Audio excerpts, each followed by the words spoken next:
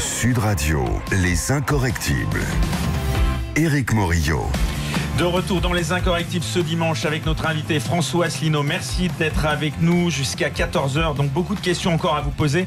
J'aimerais revenir donc à cette actualité bien sûr des Gilets jaunes. Le 7 janvier dernier, c'était chez nos confrères de Radio Classique. L'ancien ministre de l'Éducation, Luc Ferry, a appelé, je cite, les policiers à se servir de leurs armes et a même préconisé parfois l'emploi de l'armée. Vous avez sorti un communiqué de presse très virulent puisque vous souhaitez même des poursuites à son encontre.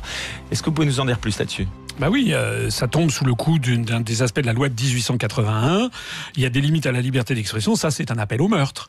Alors, Monsieur Ferry a ensuite fait d'ailleurs du rétropédalage en disant non, il parlait d'armes non létales, c'est-à-dire qui ne tuent pas.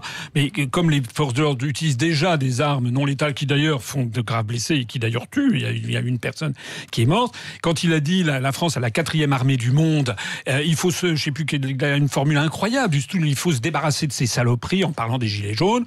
Il insiste sur les salopards des quartiers. Oui, excusez-moi. Vous avez une forme... C'est extrêmement grave parce que ce monsieur a été ministre et qui plus est ministre de l'Éducation et qui plus est prétend être... Ça peut être une stigmatisation de certains jeunes de voilà. banlieue. Donc normalement, écoutez, imaginons, vous changez, au lieu que ce soit monsieur Ferry, vous mettez quelqu'un d'autre et au lieu qu'ils disent ces saloperies en parlant des jeunes des banlieues, que ce soit une ethnie en particulier, vous verriez le scandale. C'est parler plutôt des racailles, pardon.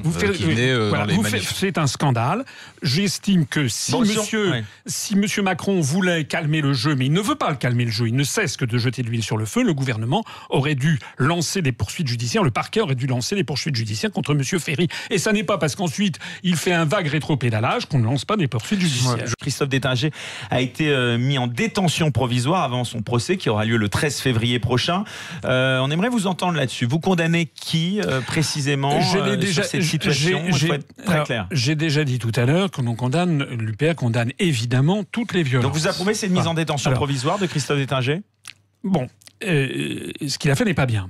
On me dit, je ne sais pas si c'est vrai, on me dit que ça aurait commencé, qu'on a vu que la fin de l'altercation, et qu'il y aurait eu une altercation au début, et qui est qu'une des forces de l'ordre aurait traîné par terre ou malmené une femme avec un enfant et qui se serait justement interposé à ça. Donc vous savez, qui n'entend qu'une cloche n'entend qu'un son, comme dit le vieux proverbe français. Il faudrait qu'il y ait une enquête judiciaire qui soit menée sur les tenants et les aboutissants de toute cette opération. Moi, ce que je vois également et ce que je trouve... Vous trouvez que la justice a été particulièrement sévère ou pas ? Elle a été. Non, attendez, moi, ce que je trouve, je suis comme tous les Français, c'est-à-dire que je note avec énormément d'irritation le 2 poids 2 mesures.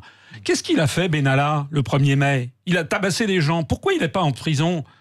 Pourquoi il a encore 2 passeports diplomatiques ? Qu'est-ce que c'est que ce 2 poids 2 mesures ? Benalla qui est protégé par le président de la République. On a l'impression que M. Benalla a les moyens de faire chanter le président de la République. C'est vrai ou c'est pas vrai ce que je dis ? C'est vrai. Donc les Français ont le sentiment que... Sur quoi, d'après vous, il le ferait chanter ? Mais j'en sais rien, mais écoutez, demandez à la vie, écoutez ce que disent les gens. Voilà. Donc moi, ce que je vois, c'est qu'il y a un 2 poids 2 mesures là-dessus, comme sur tout le reste. Quand je vois, par exemple, Mme Schiappa qui ose demander la liste des gens qui ont contribué à la cagnotte. De soutien, mais nous aimerions avoir la liste des gens qui ont contribué au financement de la campagne de M. Macron. Et il n'y a pas que nous, d'ailleurs, il y a le parquet. Parce que vous savez que la Commission nationale des comptes de campagne et des financements des partis politiques a découvert qu'il y a 147 000 € dans les recettes de En Marche qui ne sont pas justifiées. Il y a eu un signalement au parquet. C'est vrai ou c'est pas vrai, ce que je dis ?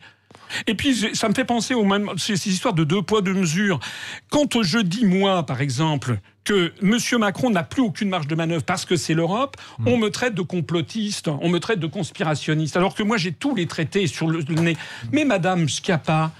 Elle a dit que derrière les gilets jaunes, c'était les Italiens. La team Macron a dit que derrière les gilets jaunes, c'était Donald Trump. Et puis après que c'était les Russes. On a du complotisme et du conspirationnisme qui est sur l'ensemble des chaînes publiques. Qu'est-ce que ça veut dire, ces histoires ?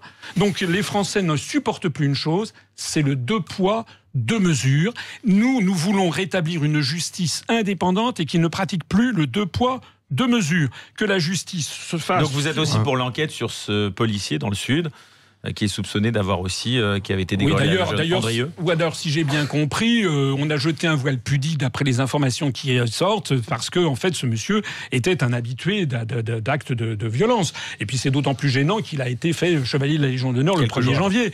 Donc tout ça est quand même très embarrassant.